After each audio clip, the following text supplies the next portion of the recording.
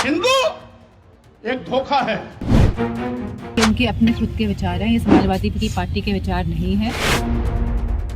आगामी लोकसभा चुनाव को लेकर जहां एक ओर चुनावी माहौल गर्म है, तो वहीं दूसरी ओर कुछ नेता विवादित मुद्दों को हवा देने की लगातार कोशिश में हैं। जी हां, हम बात कर रहे हैं सपा के महासचिव स्वामी प्रसाद मौर्य की। हमारे देश को आजाद हुए 76 साल हो गए, लेकिन कई चीजों में हमको अभी आजादी नहीं मिली।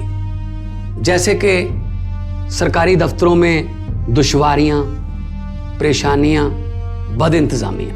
हमने आजादी की जंग इसलिए लड़ी थी ताकि हमारी आने वाली पीढ़ियों की जिंदगी आसान हो सके, न कि इसलिए कि वो जगह जगह पर सरकारी दफ्तरों में धक्के खाएं, परेशानियों का सामना करना पड़े। शहीद आजम सरदार भगत सिंह जी के सपनों को साकार करने के लिए पंजाब सरकार ने फैसला किया है कि पंजाब के लोगों को अब सरकारी दफ्तरों के चक्कर नहीं लगाने पड़ेंगे, बल्कि सरकारी दफ्तर खुद चल के लोगों के घर पर आएंगे। अब सरकारी दफ्तरों के चक्कर काटने की जरूरत नहीं, बस डायल करें 1076 और सरकारी सुविधाएं अपने घर पर ही पाएं।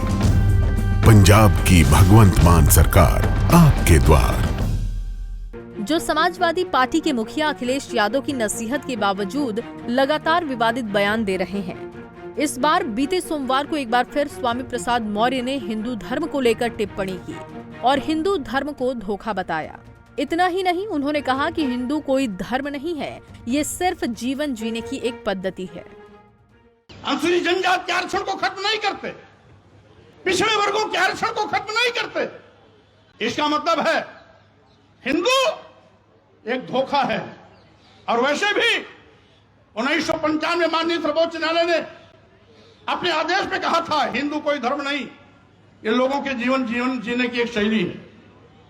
यही नहीं, जो सबसे बड़े धर्म के ठेकेदार बनते हैं, आरएसएस के प्रमुख मोहन भागवत जी ने भी कहा है, एक नहीं दो बार कहा, हिंदू धर्म नाम का कोई धर्म नहीं है, बल्कि इन लोगों के जीवन जीने की एक कला है। देश के माननीय प्रधानमंत्री जी ने भी कहा, माननीय मोदी ने भी कहा, हिंदू धर्म नहीं है। और अभी 1-2 महीने पहले माननीय गडकरी जी ने भी कहा, एक मीडिया कॉन्क्लेव में कहा। लेकिन इन लोगों के कहने से किसी की भावना आहत नहीं होती है। अगर स्वामी प्रसाद मौर्य कह देते हैं हिंदू धर्म नहीं है, बल्कि एक धोखा है, और जिसे हम हिंदू धर्म कहते हैं वो कुछ लोगों के लिए धंधा है। जब हम कहते हैं कि ये कुछ लोगों के लिए धंधा है, तब पूरे देश में भूचाल मच जाता है। लेकिन वही चीज अगर मोहन भागवत जी कहते हैं, माननीय प्रधानमंत्री नरेंद्र मोदी जी कहते हैं, माननीय गडकरी जी कहते हैं, तो किसी की भी भावना आहत नहीं होती। अगर वही चीज स्वामी प्रसाद मौर्य कह देते हैं, तो लोगों की भावना इतनी कमजोर होती है कि उनकी भावनाएं आहत हो जाती। क्या विडंबना है। माननीय सर्वोच्च न्यायालय ने 1995 में कहा, तो किसी भी धर्माचार्य ने कोई टिप्पणी नहीं की। लेकिन अगर वही चीज स्वामी प्रसाद मौर्य के मुंह से निकल जाती है, तो पूरे देश में एफआईआर की झड़ी लग जाती है। क्या विडंबना है। आखिर हम क्या कहते हैं? हम तो वही कहते हैं जो भारतीय संविधान कहता है। स्वामी प्रसाद मौर्य का बयान ऐसे समय में आया जब पार्टी के राष्ट्रीय अध्यक्ष अखिलेश यादव उन पर लगाम लगाने की बात करते दिख रहे हैं।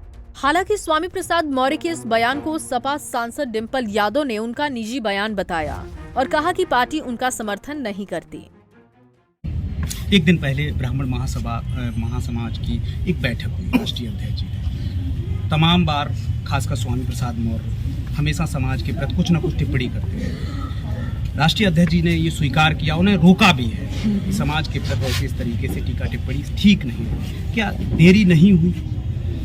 शुरू से ही राष्ट्रीय अध्यक्ष जी ने इस बात को कहा है कि ये उनके अपने खुद के विचार हैं, ये समाजवादी पार्टी के विचार नहीं है, और समाजवादी पार्टी उनके विचारों का समर्थन किसी भी रूप में नहीं करती है। 142 सांसदों पर कार्रवाई को लेकर आपको बता दें कि रामचरितमानस पर विवादित बयान देने के बाद से स्वामी प्रसाद मौर्य लगातार हिंदुओं को टारगेट कर रहे हैं। रामचरितमानस को दलित महिलाओं के खिलाफ बताकर धर्म ग्रंथ का लगातार उन्होंने अपमान किया, जिसके बाद समाजवादी पार्टी के भीतर भी सवाल उठे। हालांकि पिछले कई दिनों से अखिलेश के सामने ये मुद्दा बड़ा होता दिख रहा है। इसके बाद भी स्वामी प्रसाद मौर्य विरोध करने वालों पर निशाना चूकने से बाज नहीं आ रहे हैं। Bureau report, Punjab Kesari TV.